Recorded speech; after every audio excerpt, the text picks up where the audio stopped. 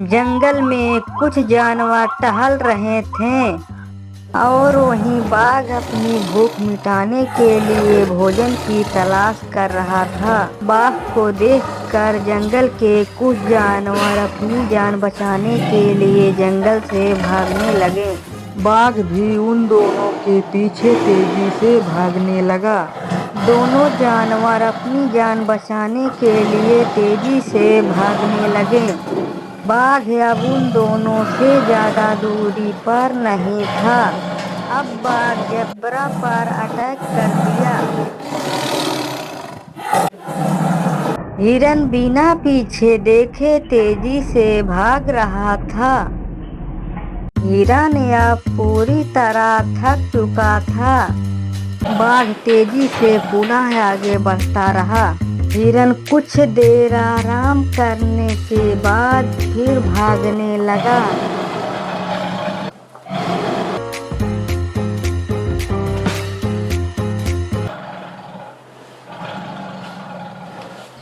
हिरन अब पूरी तरह थक चुका था। बाघ उस पर हमला बोल दिया।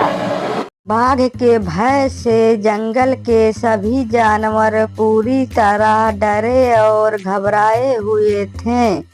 किसी को कुछ समझ नहीं आ रहा था अब क्या किया जाए।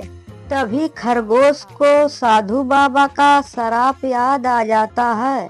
एक दिन साधु बाबा बकरी को कुटिया में छोड़कर स्नान करने के लिए चले जाते हैं। तभी बाघ साधु बाबा की कुटिया की ओर जाता है। बाघ तेजी से छलांग मारकर बकरी के ऊपर हमला कर देता है। साधु बाबा को कुछ अशुभ होने का आभास होता है, इसलिए पुनः वे कुटिया की ओर आगे बढ़ते हैं। साधु बाबा को देखकर बाघ भागने लगता है। बाघ भाग रहा था, अचानक उसके पांव काम करना बंद कर दिए। जा, मैं तुझे श्राप देता हूँ। यदि आज के बाद तू मेरे कुटिया में पांव रखेगा तो तू जल के भस्म हो जाएगा।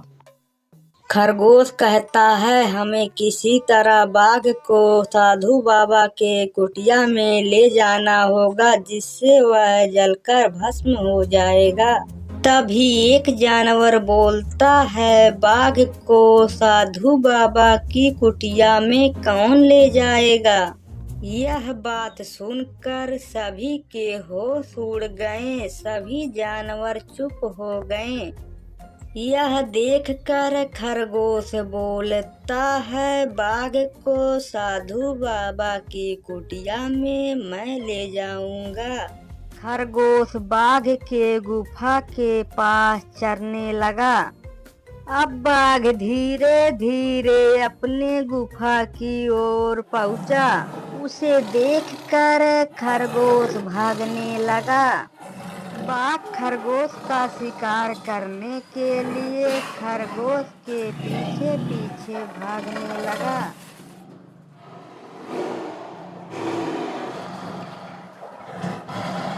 खरगोश लोमड़ी से कहता है, भागो भागो लोमड़ी, पागल बाघ आ रहा है। यह कहकर खरगोश आगे भागने लगता है।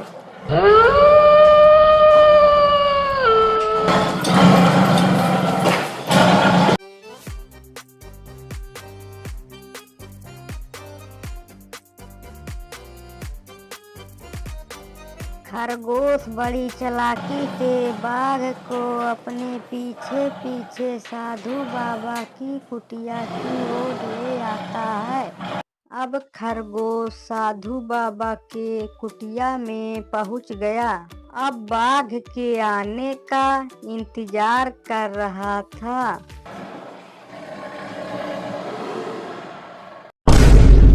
जैसे ही बाघ साधु बाबा की कुटिया में आया, जलकर भस्म हो गया। अब जंगल के सभी जानवर बहुत खुश थे।